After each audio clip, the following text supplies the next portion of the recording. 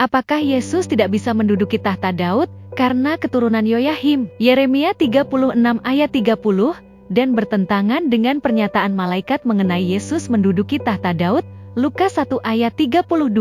Yesus itu secara hukum bukan penguasa yang menduduki tahta Daud, karena di zaman itu Herodes yang memiliki kekuasaan atas wilayah Israel. Tahta Daud dalam diri Yesus adalah simbol kekuasaan surgawi yang disimbolkan tahta Daud. Tapi apakah Yesus sendiri keturunan Yoyakim? Tentu tidak, karena Yoyakim ini masuk di garis keturunan Yusuf yang adalah ayah secara hukum dan bukan keturunan yang berasal dari material genetik Yusuf. Tetapi Marialah yang ada darah biologis, dan Maria ini tidak memiliki nenek moyang Yoyakim, tetapi dari Zerubabel. Berkaitan dengan Yoyakim, Yoyakim di dalam garis keturunan melalui Yusuf diberi tanda bintang, karena sejarahnya keju anak Yoyakim ini menjadi sida-sida sehingga tidak dapat memiliki keturunan.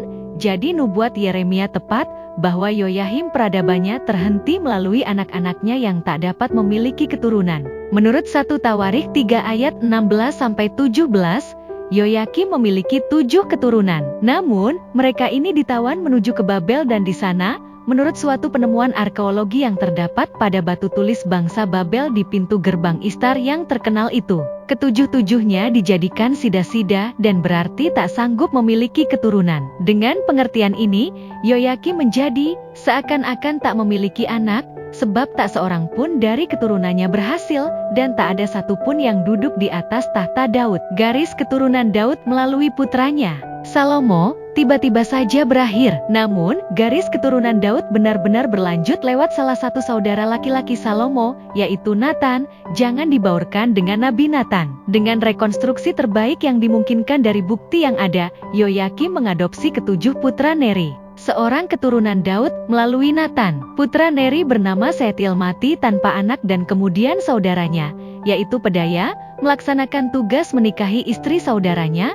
Ulangan 25 ayat 5-10, dan sebagai akibatnya lahirlah Zerubabel. Oleh sebab itu Zerubabel, sang penguasa Yehuda setelah pembuangan semasa Hagai dan Zaharia, adalah putra sah dari Sealtiel, putra sesungguhnya dari Pedaya, dan berarti keturunan Daud dengan dua catatan.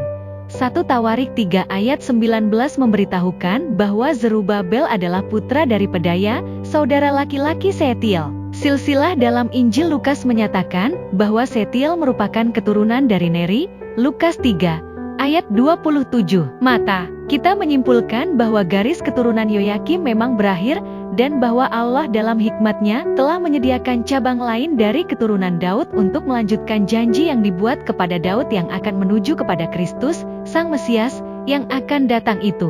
Yesus meskipun secara de jure tidak di tahta Daud, ia layak menduduki tahta Daud sebab bukan dari keturunan Yoyahim.